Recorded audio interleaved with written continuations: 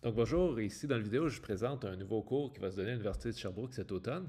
Donc ça va être un cours sur l'apprentissage par renforcement et la commande optimale.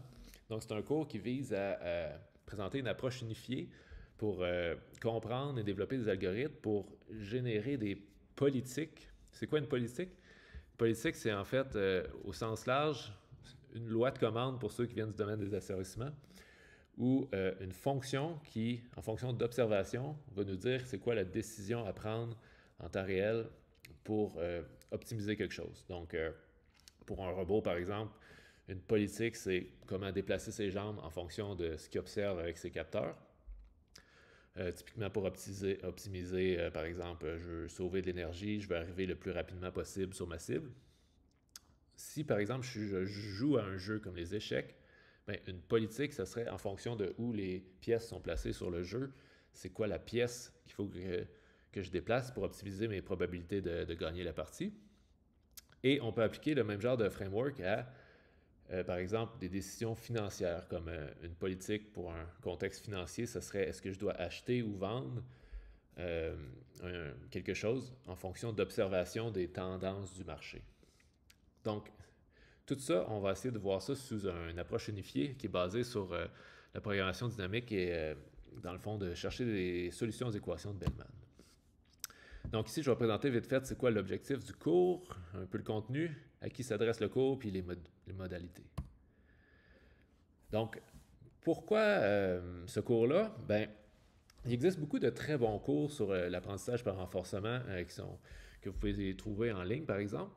Mais qu'est-ce que j'essaie de faire plus particulièrement avec ce cours-là, c'est de couvrir un peu plus large pour aller faire un lien avec la science des asservissements. J'essaie de couvrir un peu l'ensemble de la science de la prise de décision en temps réel. Et donc, c'est un peu dans l'optique de s'adresser à des étudiants typiquement en génie qui vont avoir fait des asservissements pour leur présenter un continuum de comment l'apprentissage par renforcement, la science des asservissements classiques sont connectés ensemble. Et comment tout ça est connecté ensemble? Ben, en fait, il existe une équation qu'on appelle l'équation de Bellman qui définit les conditions qui vont nous dire est-ce que ma décision est optimale par rapport à une tâche qui va être définie par un coût ou une récompense. Donc, typiquement, vous avez probablement entendu parler qu'en apprentissage par renforcement, il va y avoir un agent qui obtient des récompenses puis il essaie de maximiser ces récompenses-là. Ce qui est équivalent de faire l'inverse en commande optimale où on va avoir une fonction coût, qui est typiquement l'erreur, par exemple, qu'on veut minimiser. Et dans cette équation-là, on retrouve aussi un autre terme qui, lui, définit comment mon système évolue dans le temps. Donc, par exemple, pour un robot, l'évolution, ça va être typiquement des équations différentielles qui vont dire comment les bras bougent en fonction des forces qui sont appliquées dessus. Mais par exemple, pour d'autres systèmes comme un jeu d'échecs ou le système financier que je disais au début, ben, on va les représenter d'une autre façon. Comme par exemple, si je reprends ces exemples-là, l'évolution du système, on peut la représenter sur deux axes. Donc, le premier axe gauche-droite, c'est est-ce que mon espace est continu ou discret? Et le haut-bas, c'est est-ce que mon système est déterministe ou stochastique? Donc, si je reprends mon robot, typiquement des équations différentielles, ça, c'est déterministe et c'est dans un espace continu. Dans le fond, le bras, ça peut prendre une variable d'angle qui est un continuum. Et si j'assume que je connais toutes les forces qui s'appliquent sur mon système, l'évolution va être déterministe. Si je regarde un jeu d'échecs, on va utiliser typiquement un graphe de transition parce que mon espace est discret. Mon pion ici, soit il est sur la case numéro 3 ou la case numéro 1, il ne peut pas être entre les deux. Et si on reprend l'exemple de l'évolution d'un marché financier, ben ça, il y a beaucoup d'aléatoires dans le fond. On va dire que l'évolution est stochastique. Puis typiquement, la théorie qu'on va utiliser, ça s'appelle les chaînes de Markov, qui vont définir des probabilités de transiter d'un état vers un autre état. Puis ce qui est intéressant, c'est que l'équation de Bellman, on peut l'appliquer à tous ces contextes-là. Elle va prendre une forme un peu différente, Mais on va essayer de faire le lien entre tout ça pour justement voir que, par exemple, si j'applique l'équation de Bellman dans un contexte qui est un espace continu déterministe avec quelques hypothèses supplémentaires, on va retrouver quelque chose qui va être connu pour les étudiants en génie, qui est la commande de type LQR, qui est une solution analytique à cette équation-là dans un contexte précis.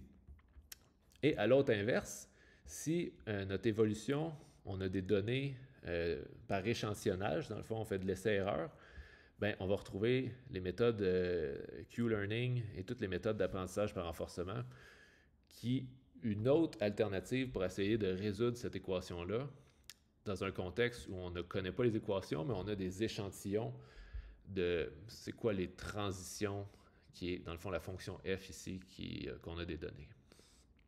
Donc dans le fond, le but de ce cours-là, ça va être de se promener puis essayer de démêler tout ça. On va voir un peu les différentes techniques selon le contexte qu'on veut appliquer notre problème de décision.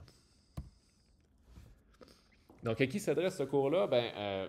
C'est conçu pour un étudiant de niveau soit dernière session de baccalauréat ou aux études graduées en sciences et en génie.